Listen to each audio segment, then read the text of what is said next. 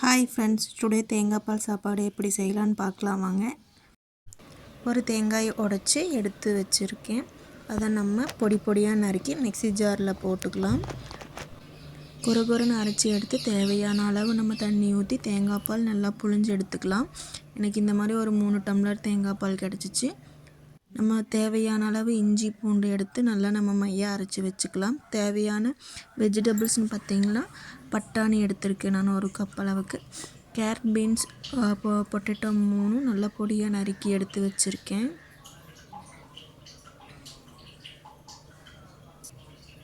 எனக்கு தேவையான ஒரு பெரிய வெங்காயம் கட் பண்ணியிருக்கேன். 4 பச்சை மிளகாயும், தக்காளி நீள நீளமாக ஒரு 2 தக்காளி எடுத்து கட் பண்ணி வச்சுட்டேன். தேவையான ஸ்பைசஸ் எல்லாமே எடுத்து வச்சுருக்கேன். இப்போ குக்கரில் நமக்கு தேவையான அளவு எண்ணெய் ஊற்றிக்கலாம். எண்ணெய் நல்லா காயட்டும். இப்போ எண்ணெய் நல்லா காஞ்சிருச்சு. காஞ்சதும் ஸ்பைசஸ் எல்லாம் ஆட் பண்ணிக்கலாம். ஸ்பைசஸ் எல்லாம் நல்லா பொரியட்டும். பொரிஞ்சதும் நெக்ஸ்ட்டு நம்ம ஆனியன் ஆட் பண்ணிக்கலாம். கட் பண்ணி வச்ச வெங்காயம் எடுத்து நம்ம போட்டுக்கலாம்.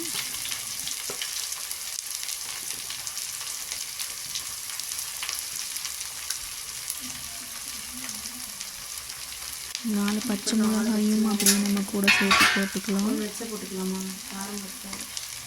இது வணங்க தேவையான அளவு நம்ம உப்பும் போட்டுக்கலாம்.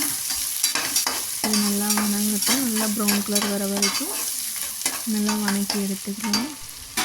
வெங்காயம் நல்லா வணங்கிடுச்சு. இப்போ கட் பண்ணி வச்ச 2 தக்காளி ஆட் பண்ணிக்கலாம். இதுவும் நல்லா மசிகிற அளவுக்கு நம்ம வணக்கிக்கலாம். தக்காளி நல்லா மசிஞ்சிருச்சு. இப்போ நம்ம கட் பண்ணி வச்ச வெஜிடபிள்ஸ் எல்லாம் போட்டுக்கலாம். நான் ஃபஸ்ட்டு கேரட், பீன்ஸ், உருளைக்கிழங்கு எல்லாம் போட்டுக்கிறேன். மீதி இருக்க பச்சை பட்டாணியும் நம்ம ஆட் பண்ணிக்கலாம். நான் பச்சை பட்டாணி கொஞ்சம் எடுத்து வச்சுட்டு பேலன்ஸ் இருக்கிற பச்சை பட்டாணி பூரா ஆட் பண்ணிட்டேன். காய்கள்லாம் நல்லா வணங்கட்டும். வணங்கினதுக்கப்புறம் நம்ம இஞ்சி பூண்டு பேஸ்ட்டை ஆட் பண்ணிக்கலாம். இப்போ வணங்கட்டும், ஒரு 5 மினிட்ஸ் ஆகட்டும். இப்போ காய் நல்லா வணங்கிடுச்சு. நம்ம அரைச்சி வச்ச இஞ்சி பூண்டு விழுதை சேர்த்துக்கலாம். இந்த இஞ்சி பூண்டு பேஸ்ட் நம்மளுக்கு தேவையான அளவு அரைச்சிக்கிட்டோம்னா பூரா போட்டுக்கலாம். இதை பச்சை வாசம் போகிற அளவுக்கு நம்ம நல்லா வணக்கி விட்டுக்கலாம்.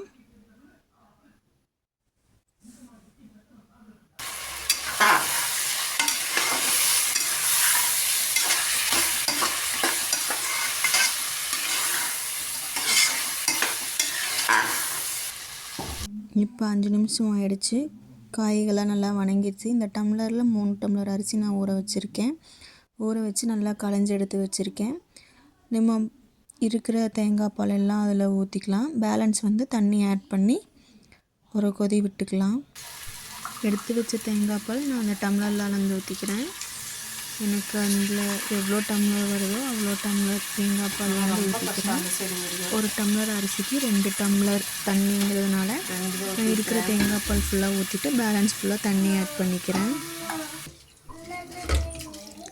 களைஞ்சி வச்ச அரிசி எடுத்து நம்ம ஆட் பண்ணிக்கலாம். கூட தண்ணி இல்லாமல் ஆட் பண்ணிக்கலாம். அரிசி போட்டுட்டு நல்லா கலக்கி விட்டுக்கலாம். கலக்கி விட்டுட்டு நம்ம டேஸ்ட் பார்த்துட்டு தேவையான உப்பு ஆட் பண்ணிக்கலாம். நல்லா உப்பு போட்டுட்டு நம்ம விசில் போட்டு மூடி வச்சிடலாம். 2 விசில் வரட்டும்.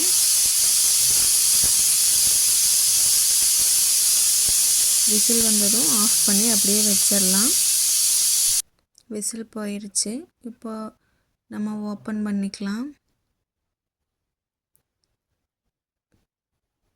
இப்போ தேங்காய் பால் சாப்பாடு குழையாமல் நல்லா இருக்குது. ஓப்பன் பண்ணி நல்லா கலக்கி விட்டுக்கலாம். இப்போ சூடான தேங்காய் பால் சாதம் நம்மளுக்கு ரெடி. இந்த வீடியோ உங்களுக்கு பிடிச்சிருந்தால் லைக் பண்ணுங்கள், சப்ஸ்கிரைப் பண்ணுங்கள். மறக்காமல் மேலே இருக்க பெல் பட்டனை ப்ரெஸ் பண்ணிக்கோங்க. Thank you so much. நெக்ஸ்ட் வீடியோவில் நம்ம மீட் பண்ணலாம்.